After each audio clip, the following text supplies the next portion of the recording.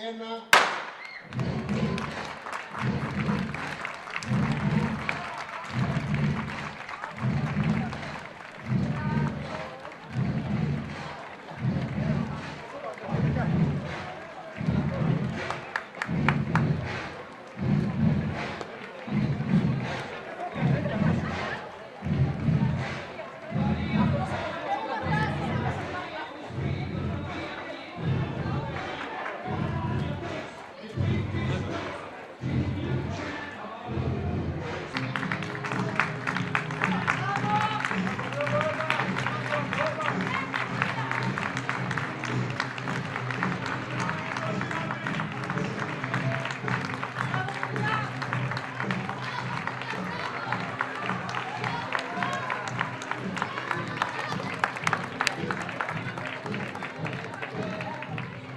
Των 10 χιλιόμετρων.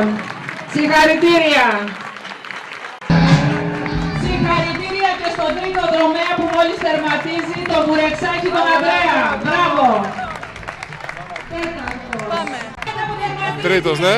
Συγχαρητήρια κοπελιά μου. 10 χιλιόμετρα, ναι. Τι να πω, η οργάνωση είναι καταπληκτική, τα παιδιά είναι πολύ οργανωμένα. Μακάρι να γίνονται τέτοιες οργανώσεις στο Ηράκλειο και γενικά στην Κρήτη. Είμαι πολύ ευχαριστημένος από όλα, τι να πω, και πολύ χαρούμενος.